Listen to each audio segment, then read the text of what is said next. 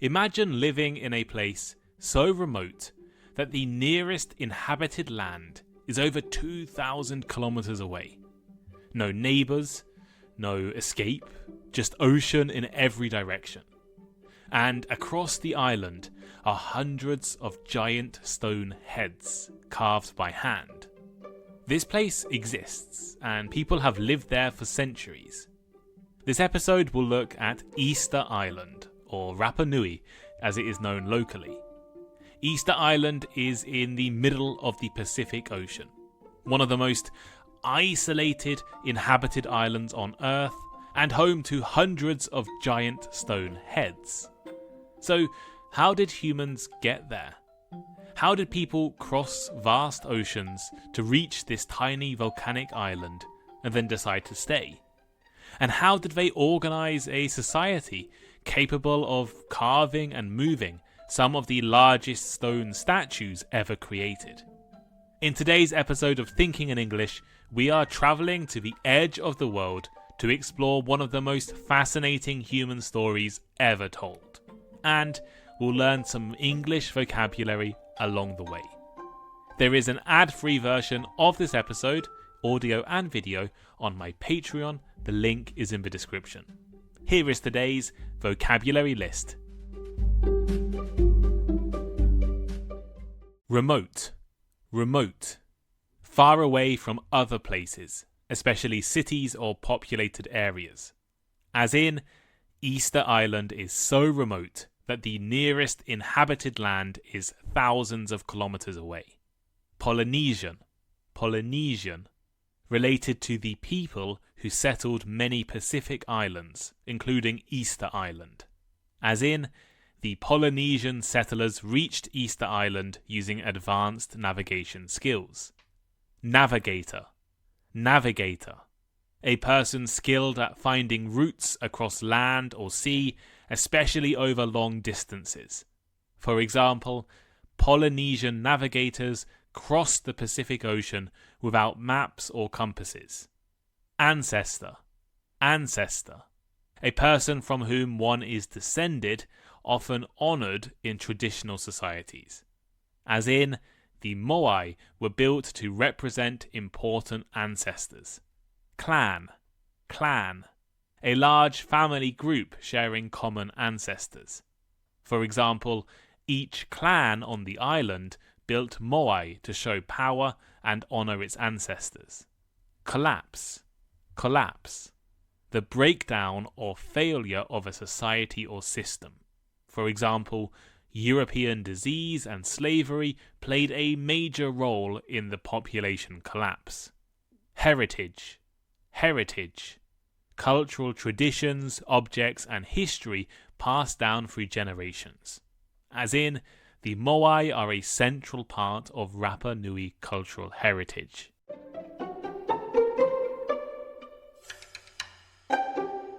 Where exactly is Easter Island? Geographically, Easter Island sits in the southeastern Pacific Ocean. On a map, it almost looks like a mistake. It is a tiny triangle of land floating alone in a massive blue space. Today, it's officially a territory of Chile, but that doesn't mean it's close to Chile. In fact, mainland Chile is over 3,500 kilometres away.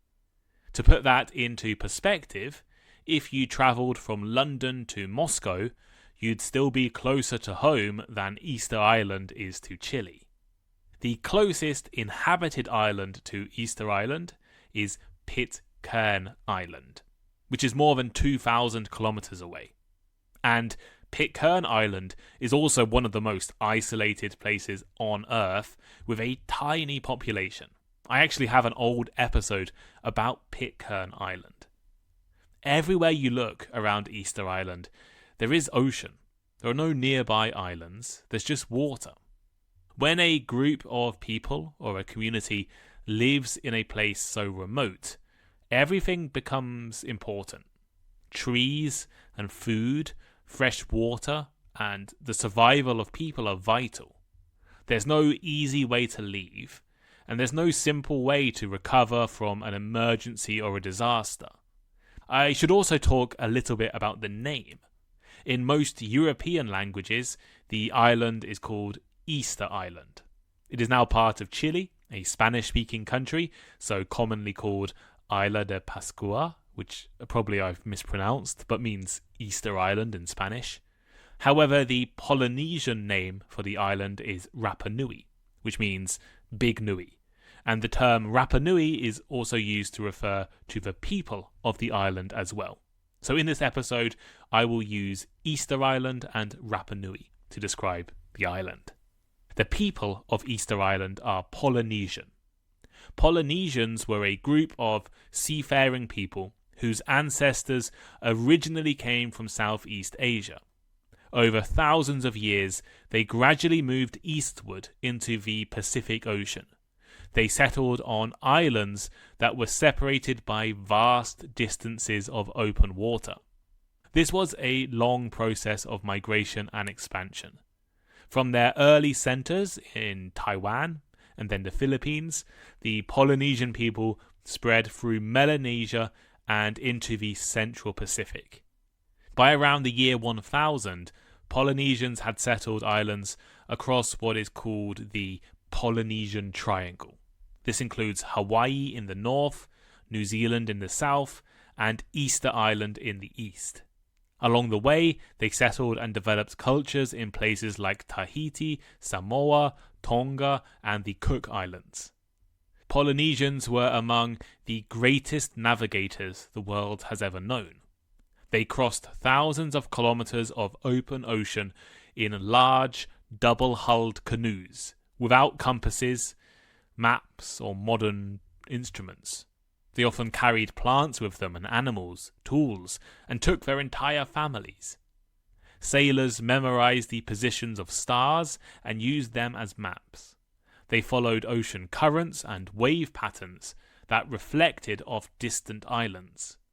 They observed birds, knowing that some species only fly a certain distance from shore. This knowledge was passed orally, by word, from generation to generation. Around the year 1200, Polynesian sailors reached and settled Easter Island. By that time, they had almost reached every habitable island in the Pacific, and Easter Island sat at the far eastern edge of the ocean. Why did these sailors choose to settle somewhere so remote? Well, there was nowhere else nearby. There were no nearby islands. There were limited resources on Easter Island, and no easy way back to where they came from. Some historians suggest population pressure pushed Polynesian people to keep moving. That's why people kept moving from Tonga to Samoa to Hawaii to New Zealand to Easter Island.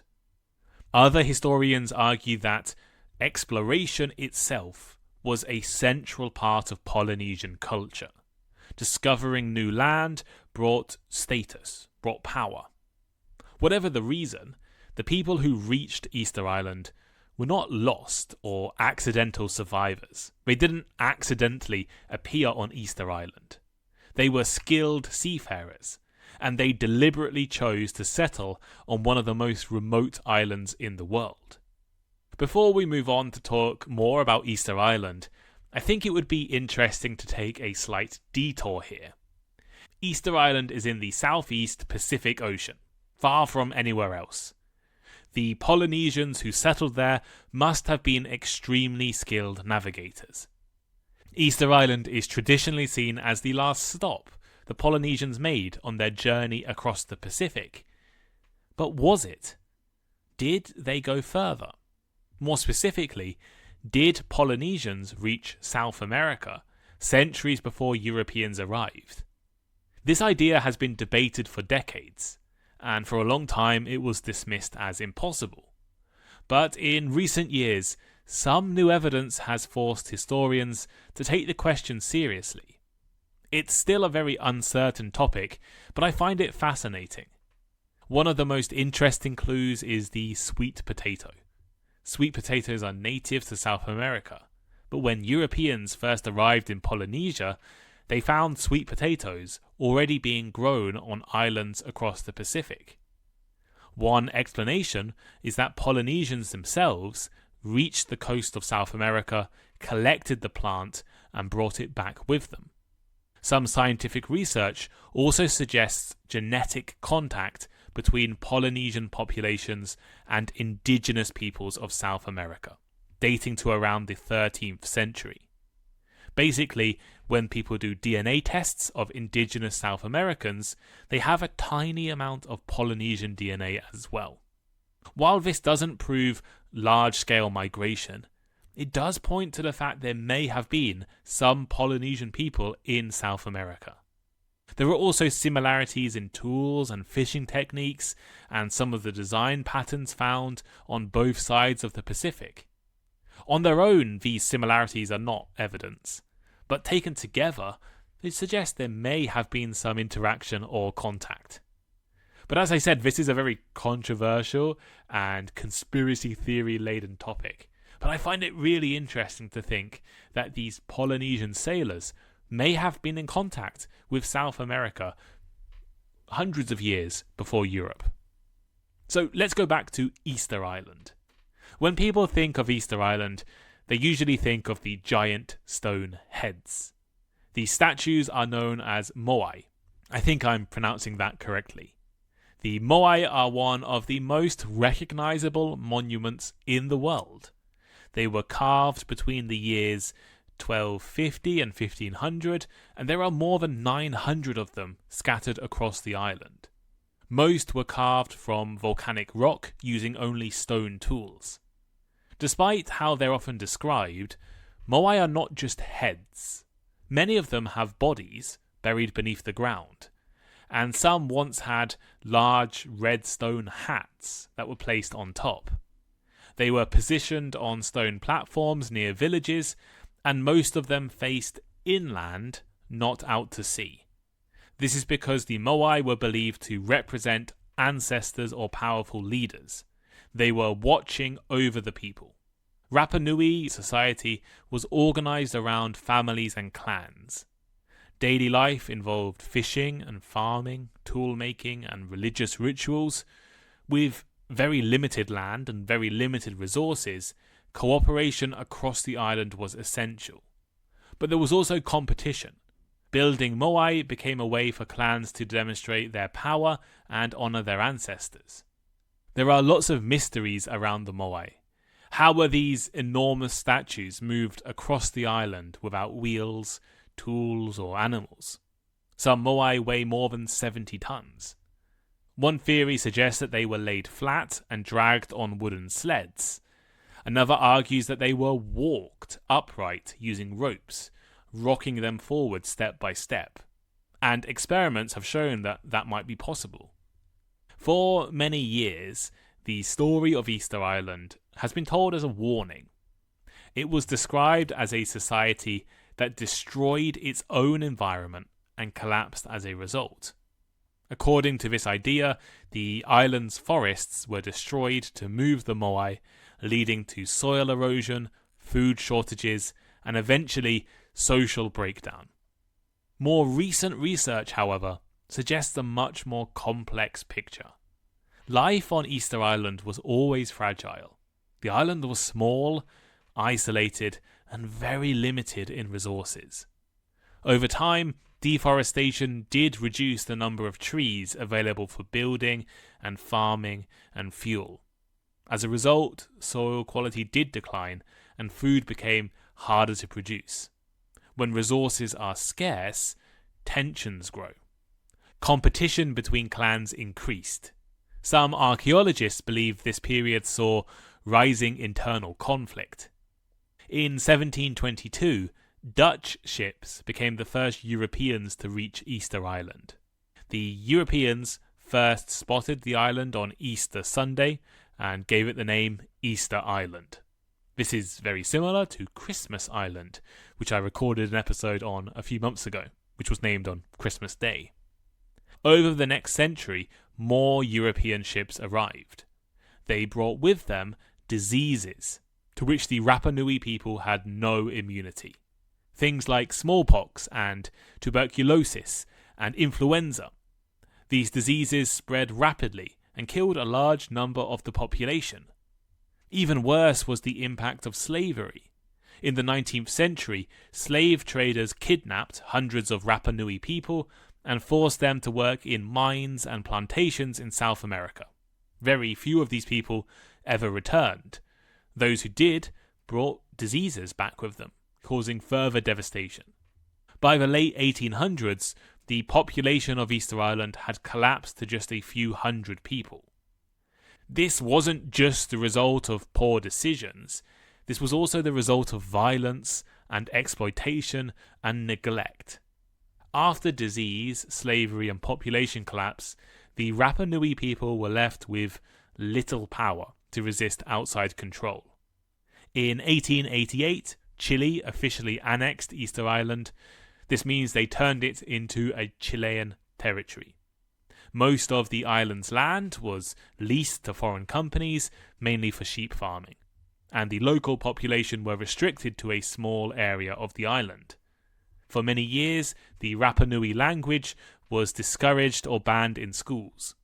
Traditional practices were ignored or replaced, and decisions about the island were made in Chile, not on Easter Island. While Easter Island is legally part of Chile, many of the Rapa Nui people see themselves not as Chilean, but as Rapa Nui. They have their own history, their own identity, and their own rights. Today, Rapa Nui is home to around 8,000 people, many of whom are descendants of the original inhabitants. Tourism is now the main source of income.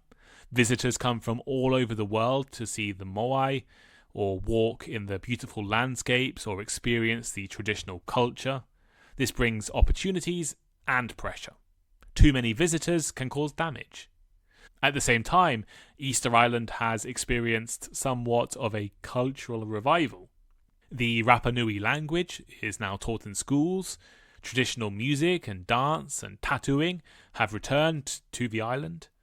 And environmental protection is the priority. The island faces massive challenges from climate change, plastic pollution, and limited resources. After all of this history, I think I'd like to end this episode with a little bit of a debate. Across the world, museums display artifacts taken from colonized or occupied societies. Easter Island is no exception. Several Moai and important Rapa Nui objects are held in foreign museums, including the famous Moai statue in the British Museum. The first time I visited the British Museum in London as a child, my favourite exhibit was the Moai. In fact, it was the only photo I took at the museum on my old Nokia phone.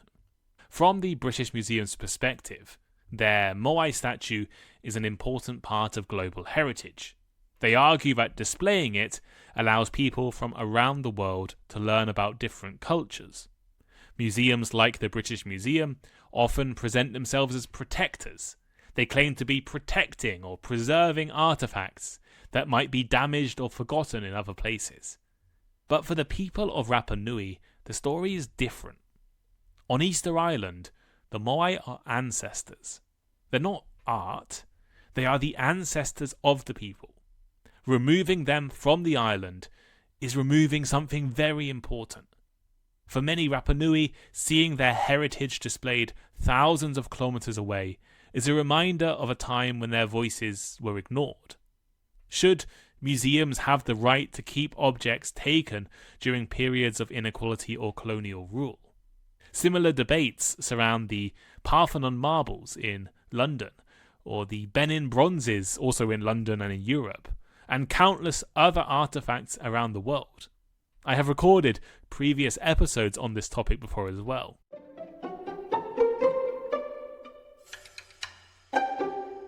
So here is today's final thought. Easter Island is one of the smallest and most isolated places on Earth, but I find its story fascinating. By discussing the history of Easter Island, we have also talked about Polynesian expansion, potential Polynesian contact in South America, the mystery of the Moai, colonialism, and the debate over the ownership of history. But what do you think? Have you heard of Easter Island before? Do you think it's right for the British Museum to keep a Moai in its collection? What is your opinion about museums holding important cultural artifacts from other cultures? Let me know by leaving a comment. You can comment on YouTube or Spotify, or if you're a Patreon subscriber, comment on Patreon. Patreon is the Thinking in English community. It is the place where you can support Thinking in English and get some great benefits. I release extra episodes every Friday, ad-free episodes every Monday, host conversation clubs on Tuesdays and Thursdays, have a film club once a month, and lots of other great things like grammar study packs, conversations with me personally, and more. So if you're interested in supporting the podcast, attending the conversation clubs, listening to more episodes, become a Patreon subscriber today. The link is in the description, or go to patreon.com/thinkinginenglish. Thank you all so much for listening, and I'll speak to you next time. Goodbye.